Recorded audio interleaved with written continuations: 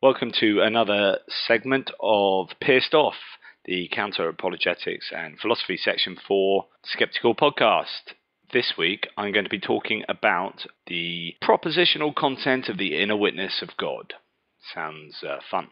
So how many times do we hear Christians claiming that they have had direct experience of God as a self-authenticating inner witness? It's pretty common as a debate closer. William Lane Craig famously uses it. And what he essentially says is that even if all the evidence somehow pointed to the fact that God did not exist, this would be trumped by the power of the inner witness of the Holy Spirit. That personal experience of God trumps everything else. So it really is a conversation killer. However, even as Craig admits, it's not very good for convincing others, since you cannot rationally convince others of your own personal experience, especially as people from every other religion seem to have similar experiences. What it succeeds in doing is inoculating the believer from suffering from the ills of doubt, and ever losing an argument about the existence of God. But that aside, there are further problems, as really well pointed out by John Loftus in his new edition of the superb Why I Became an Atheist. These quotes are taken from pages 194 to 199. Quote, "I just don't think a coherent understanding of this purported inner witness can be adequately described, since Christians who claim to have experienced it should have gained some knowledge or content as a result of it. That is, they should have gained some propositional beliefs about the divine being they experienced, along with some specific beliefs this divine being wants them to have." End quote. So the issue is that there is not just disagreement from religion to religion over what God is within the realm of these experiences. So a Hindu experiences a mutually exclusive God figure to a Christian. But this happens within Christianity, within its hordes of denominations and doctrinal disagreements. Quote, "Either there is no content to this experience, in which case I seriously doubt it is a personal experience of some divine being at all, or this witness is so muddled and weak as a religious experience that atheists can deny they have even had one at all."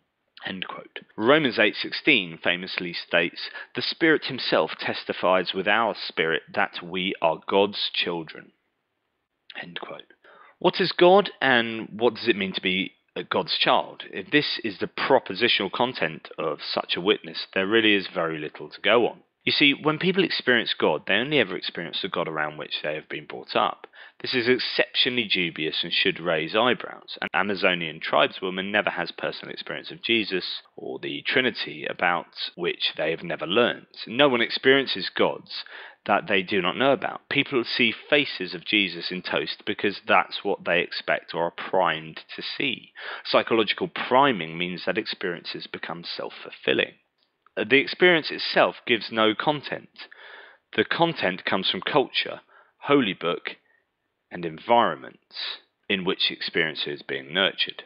So a Protestant experience is a very much Protestant God, a Catholic, some other version, or Mary. But the content of that experience is not new. Nothing is added by that experience other than some kind of validation.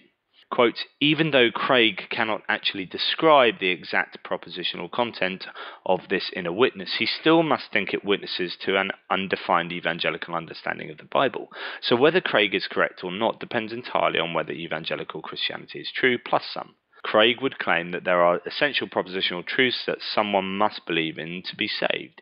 He would not think a liberal Christian is saved who does not believe in the bodily resurrection of Jesus, or someone who doesn't believe Jesus was God in the flesh, or someone who doesn't accept the Trinitarian God. There are propositional truths, and they are based on historical claims. For Craig, there are essential propositional truths that, when believed, make someone Christian. Why then doesn't Craig say the inner witness of the Holy Spirit reveals all of the essential propositional truths necessary for salvation?" End quote. So if a Protestant has the self-authenticating witness experience, then it validates her own belief, and in doing so condemns others to hell. But likewise with the Catholic. Of course, to the outside, it's all nonsense and thoroughly unpersuasive. After all, I can have the self-authenticating experience of the not Holy Spirit ratifying my non-belief. This looks suspiciously like post hoc rationalization on the believer's side, in this case Craig.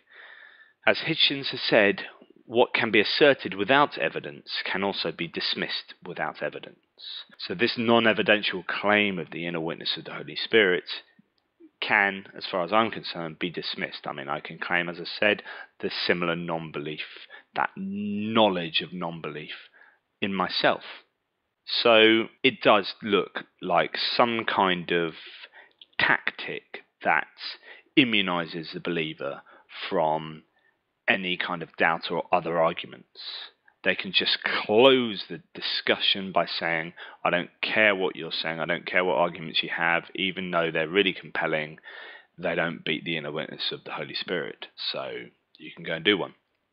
I thought that would be something to talk about back in the office. So over to you, Pauls. As ever, question everything, including your own self-authenticating inner witness of the Holy Spirit. And drop by my blog at A Tippling Philosopher. Goodbye.